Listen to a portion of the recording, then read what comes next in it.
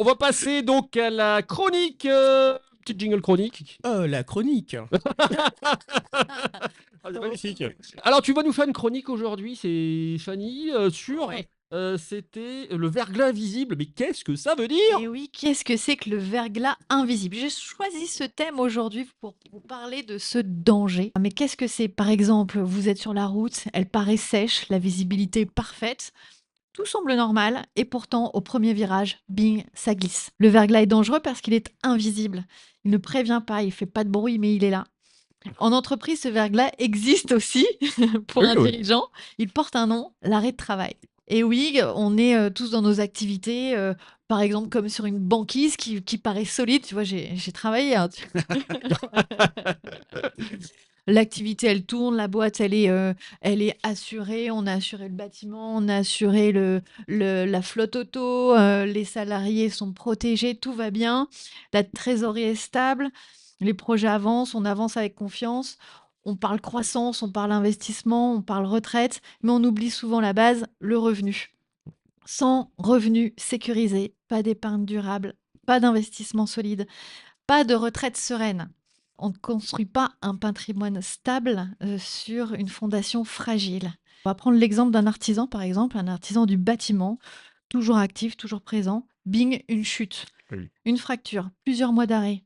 Les revenus baissent, les charges continuent, les crédits continuent, l'entreprise survit, mais l'équilibre financier est fragilisé. C'est ce mythe aussi que j'entends beaucoup. Je cotise, donc je suis couvert. On l'entend régulièrement, nous, professionnels de la prévoyance, c'est une illusion fréquente. La protection d'un dirigeant n'est pas celle d'un salarié. Il n'y a pas de maintien automatique comme pour un salarié, par exemple. Il n'y a pas de filet d'un contrat d'assurance collectif obligatoire. Et quand c'est pas obligatoire, malheureusement, on le met pas en place, en tout cas pas tout de suite. Et chaque année, il y a des centaines de milliers d'indépendants qui se retrouvent en arrêt maladie. Ça, c'est un fait. On va prendre le deuxième exemple Caroline Poissonnier en parlait il y a pas si longtemps ici. La semaine dernière. La semaine Semaine dernière. dernière, on va prendre l'exemple d'une gérante en croissance, une pression constante. Elle a beaucoup de responsabilités. Elle travaille toute seule. Elle a 2 enfants qu'elle élève seule aussi. Puis d'un seul coup, c'est le burn-out qui arrive. Et lui, un petit peu comme ce verglas invisible, généralement, on le voit pas venir. Il arrive tout doucement. Et c'est un arrêt qui parfois peut être prolongé très longtemps. C'est quand le corps dit stop. Et là, pareil, même scénario. Baisse durable des revenus, stress financier. Le risque, il n'est pas visible, il est progressif, comme le verglas. C'est l'effet domino, parce que quand les revenus baissent, eh ben, on reporte les projets, on puise dans la trésorerie, on ralentit la construction du patrimoine, et puis c'est l'érosion un petit peu lente. Et puis, on va prendre un exemple un petit peu plus gai quand même, parce que Le moral à zéro. C'est Allez me clair. chercher ma corde. Je sais pas comment, mais je me sens Et puis, dépressif c'est là, dirigeant. depuis 5 minutes. C'est ce dirigeant qui a un peu anticipé les choses. Je vais prendre l'image, c'est comme en ce moment, on part tous, enfin, il y en a plein qui partent au ski, il y en a plein. Et ben, vous chargez votre voiture, vous avez mis tout de protection, puis vous avez mis les chaînes des roues. J'en ai une, moi, je suis couvert, j'ai une prévoyance. Ok, tu les as essayées, tu as testé, tu as regardé, tu les as vérifiées. Et ben, un bon accompagnement, c'est aussi tester sa prévoyance, la revoir régulièrement. Parce que, c'est pas une fois que vous êtes dedans, que votre voiture a glissé sur ce verglas ou qu'on se dit: «Tiens, il faut que je sorte mes chaînes» et là, vous vous rendez compte qu'elle est pas adaptée, que ça va pas convenir et ben, que là, on est en haut de la montagne, il faut descendre et on va pas y arriver. Et comment on Une teste sa prévoyance, prévoyance? c'est la même chose. Il faut que votre conseiller, en tout cas, la revoie au moins chaque année, au moins une fois par an. Parce que la situation évolue. Vous avez mis en place, comme le dirigeant qui avait anticipé les choses, qui avait mis en place une prévoyance, sauf qu'il avait mis en place au moment de la création de son entreprise. Ses revenus ne sont pas les mêmes à la création que 5 ans après. On souhaite tous que 5 ans après, nos revenus ont augmenté. Si votre prévoyance est basée sur une protection de vos revenus au moment de la création, bon, bah, c'est plus la même chose. Vos besoins sont plus les mêmes 5 ans après. Donc voilà, régulièrement, avec votre conseiller financier, celui qui vous accompagne, eh ben, vous revoyez un petit peu les choses. Et si vous n'avez plus de contact avec ce conseiller financier, ben, je vous invite à faire appel à moi. Eh ben oui. Un revenu sécurisé, c'est une famille protégée, c'est une entreprise stabilisée. Quand on est chef d'entreprise et d'autant plus quand on a des salariés. Quand on a des salariés, il y a des assurances à mettre en place de manière obligatoire. Mais je trouve que celle du dirigeant TNS, travailleur non salarié, qui ne rentre pas dans cette obligation, devrait l'avoir aussi parce qu'il est redevable. Il est redevable auprès de ses salariés aussi, parce que si demain, lui, chef d'équipe, capitaine de la boîte, n'est plus là, c'est aussi les salariés qui vont en pâtir. Aujourd'hui, on a interrogé dans une étude qui existe du CSA Online, et les travailleurs non salariés doutent un petit peu de leur protection liée à leur régime obligatoire, et 32% doutent que leur indemnité soit suffisante en cas d'arrêt de travail, 32%. Et par rapport à ça, on lit dans cette étude que 45% des travailleurs non salariés sont équipés d'un contrat de prévoyance individuel pour se Ok. protéger. Donc, Seulement 42%. il y en a plus de la moitié qui aujourd'hui sont sans filet. Ah oui. Alors, le prix reste le principal Ah oui. obstacle à la souscription, effectivement. C'est ce qu'on lit dans cette étude. Et effectivement, moins on gagne nos revenus, moins on va mettre en place ce type de contrat. Et plus on a de revenus, plus on sent l'importance de venir se sécuriser. Et puis la capacité de le faire aussi. Oui, La oui. capacité, oui, les revenus. Néanmoins, attention, il y a beaucoup de choses qui existent, de prise en charge aussi par l'entreprise, via l'entreprise. Il y a aussi des enveloppes fiscales qui vous permettent, qui vous incitent aussi à vous protéger en tant que dirigeant indépendant. Parce que quand vous êtes à ma place et que vous travaillez dans les assurances et prévoyance, c'est un peu comme le médecin. On sait qu'un médecin, on va toujours tout de suite lui parler de ses problèmes. Moi, à chaque fois qu'on vient me parler, c'est pour dire: ah ouais, mais moi je connais quelqu'un, il lui est arrivé ça et patatrac, et ben il a perdu ça, il a perdu ça, il a perdu ça. N'est-ce pas, Marie-Pierre? Ça nous arrive régulièrement que nous, tous les jours, on vient nous parler d'un exemple de quelqu'un qui a tout perdu parce qu'il n'avait pas mis en place un contrat de prévoyance. Et ces mêmes gens sont capables quelquefois de dépenser une assurance pour la maison, une assurance qui est obligatoire, mais une alarme. Quelquefois, je dis, bah, tiens, c'est marrant, tu mets 60 euros par mois dans une alarme et tu vas pas te protéger toi-même sur tes propres revenus.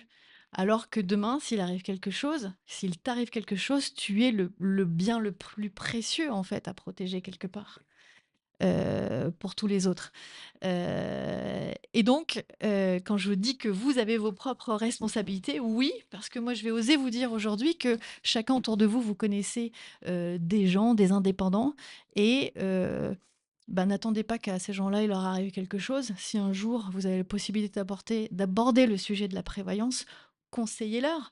Au moins de faire une étude. Les gens qu'on aime bien. Au-delà d'aller souscrire Ouais. un contrat ou autre, mais au moins de se dire, OK, moi je suis indépendant, demain il m'arrive quelque chose, combien je touche réellement? Combien ce que je cotise va me rapporter en termes d'indemnité journalière? À partir du moment où on sait et où on se dit, OK, par rapport à ma vie, ça me suffit, je pourrais faire tel et tel sacrifice, etc. Il y a d'autres personnes où vraiment, je ne vais absolument pas les embarquer dans des investissements d'épargne, etc., tant qu'ils n'ont pas mis en place un contrat de prévoyance. Par exemple, ce chef d'entreprise qui a une femme et deux enfants, son épouse ne travaille pas parce qu'elle s'occupe des deux enfants, il est le seul revenu de la famille. On voulait partir sur un placement financier, quelque chose de bloqué. C'était pas possible tant que les revenus sont pas sécurisés. Sinon, Oui. c'est trop dangereux et on se retrouve sur cette histoire de fondation solide. La prévoyance, il faut l'imaginer comme le socle de votre patrimoine. Et c'est quelque chose qui est obligatoire à sécuriser avant de partir sur des investissements autres. Est-ce qu'ils ont donné un peu les profils des 50, enfin près de la moitié qui sont pas. J'ai Non. pas le détail là. Je pense, ouais, je pense que ça peut être intéressant parce que le problème que nous on voyait aussi, entre guillemets, avec les travailleurs non salariés, c'est qu'il y a tellement de types de profils différents maintenant, c'est assez hétéroclite, que des fois les réalités sont pas pareilles. On parlait de toutes les assurances, toutes les obligations qu'il y a des fois qui peuvent coûter bonbon.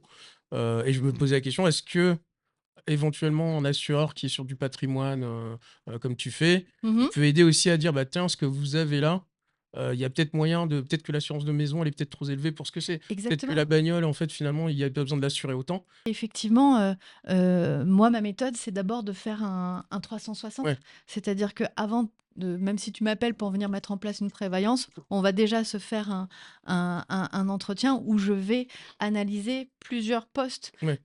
L'état civil, la composition familiale, la manière dont tu es en couple ou pas, des enfants, pas d'enfants, de la famille, à charge, pas à charge, des parents, des frères et sœurs et autres, la composition de la famille. Ensuite, on va faire le point sur ton statut. un gérant de SAS ne va pas être assurable de la même manière qu'un gérant d'une SARL, par exemple, majoritaire, minoritaire. Ensuite, on va regarder ton patrimoine immobilier et la manière dont celui-ci est assuré aussi. Mmh. Qu'est-ce que tu risques? Parce que c'est pareil, c'est de la prévoyance dans les assurances d'emprunt. On va regarder aussi le patrimoine mobilier, ta stratégie d'épargne. Et surtout, on va calculer tes besoins financiers. Et les besoins financiers, il n'y a que la personne qui peut les jauger. De quoi j'ai besoin? De quoi ma famille a besoin en cas de décès? Parce que est-ce que, comme tout le monde, on souhaite qu'ils continuent le même train de vie, surtout les enfants, quand il y a des enfants avec les études à financer, etc., etc. On veut pas que tout s'écroule si moi je m'en vais.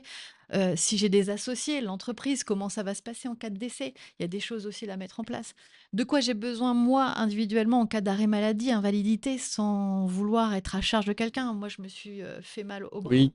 Eh ben, je peux vous dire que déjà, de demander à mon mari de faire mes lacets, ça m'a Ouais. coûté. Non, mais c'est des choses auxquelles on pense pas. Et puis vos propres projets en termes d'épargne et de retraite, parce que la retraite, tu le sais, Denis, c'est mon sujet préféré. Oui. On se rend pas compte, et les travailleurs dans Salarié ne se rendent C'est pas parce que compte je fais que mieux, c'est pour ça.